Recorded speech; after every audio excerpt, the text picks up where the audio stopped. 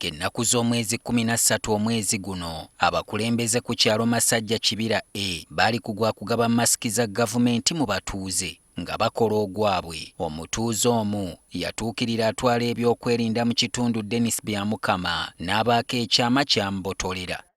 N'angamba waliwo omwana atebeze kubanga yakwatiddwa nga bamudifayirinze naye nga alina kitaawe gy'amuleka, kitaawe akolera mu tawuni ate ng'omwana oyo tayagala anti wakimanye. Omwana ayogerwako gwe tutagenda kwogera bimukwatako kakuba okulaga enfaanana ye tuwayizaamu naye n'atubuulira nga kitaawe bw'aliko omukazi gw'aludde ng'abalekera okusiiba naye. Kyokka mbu newankubadde ono babadde nga bamuwa ensimbi z'okubalabirira aliko omusajja wa LDU agambibwa okubanga akolera mu nkambi eno abadde ng'amuwa akawunga olwo ne basiibirira ngaako. Omukyala abadde akwatagana n'aba LDU ng'ajagana n'akima akawunga ng'oleta bamekera sente azinywamu bunyumwenge. Kigambibwa nti olunaku lumu omusirikale ayogerwako nga ku kyalo yakazibwako lya Jamiru tica yamusaba batambulemu. Ani agamba nti tugende tugula caayi n'ankwata. Omwana alumiriza nti anti ono abadde ng'amukugira okunyumizaako kitaawe. Oyo yamaana n'agamba tumuteeka mu muddu zaffe tabiriimu teyabeerayo nga bankwata.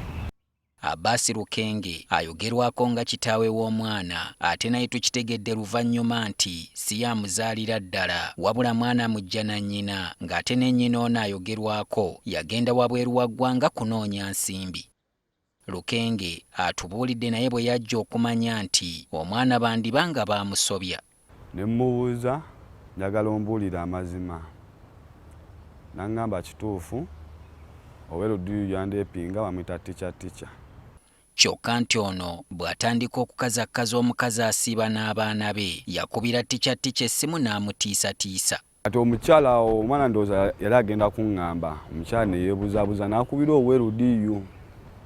Mukubira oyo LDU yatoosa kuzibu ku mwana wange. LDU yaŋŋamba kimu, ssebo oyo omwana mbadde abeera awo naye engeri gy'ayogeramu omwana wo museegu. Kati nze ne mubuuza mazima matuufu ne mugamba omwana wange wamanya nti museegu gw'otabeerangako naye. Dennis Byamukama akulira ebyokwerinda ku kyalo Masajja Kibira atugambye nti ye yatunda omwoyo ng'enkoko emira ensanafu n'awaaba omusango ku poliisi y'ekikajjo. Kyokka anyumya nti bw'avaayo waliwo omujaasi ali ku ddaala lya Lieutenant eyamukubira essimu okubimutuuzaamu. Yankubira ku ssimu nga kale bagezaako okunvunaana lwaki nze nagulawo keesi. Ne mbagamba first of all nze amwerida ku kyalo. Ate ekirala nga bo baagala mbalage ani yaleeta ki source of information. Ensonda mu poliisi ya Kikajjo omusango gye gwawaabwa zitutegeezezza nti omusajja y'omu ono yabategeeza nga bwe batajja kukwata tica ekiba kibe. Kyokka omujaasi ayogerwako bwe tumutuukiridde ku lukomo lwa ssimu atutegeezezza nti ye tabangako na mujaasi. Nze ebyo sibimanyi ate nze siri mujaasi.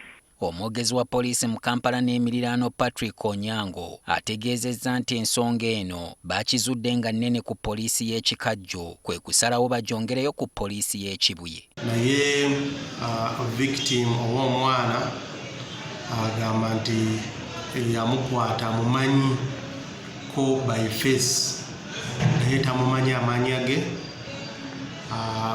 Tugenda kukozesa obukugu bwonna tulabe nti tulondola n'okulaba nti ngeri gye tuyinza okulondola n'okukwata omusajja eyakoze kino. Ekitongole Kirigo Aid Service Providers Network bwe bawulidde ku nsonga eno ne basalawo okubiyingiramu okulaba ng'omwana ono afuna obwenkanya. Bw'aloopa omusango ennaku z'omwezi 13 tewali kyakolebwa.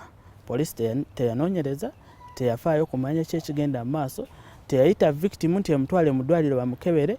No, jjukira omwana avunda mu bitundu ebyekyama ali bubi. Nawenuwe agamba nti poliisi n'amagye bwe badda mu kuzannya kkapa egobaagoba emmese nabo baakubatwala mu mbuga z'amateeka babyogerera eyo. Tujja bavunaana okulemerera okukola ogwabwe kubanga etteeka liri kiriya ku mulimo gyabwe. Omukazi ayogerwako nti yabadde ng'asigaza abaana ba Lukenge bwe twogeddeko naye ku lukomo lwa ssimu atulaze nga bwe waliwo empalana ezigenda mu maaso ekimutadde mu mbeera y'aguzzibwa mwagale ne bavuma omukyawe. Solomon Kaweesa, NTV.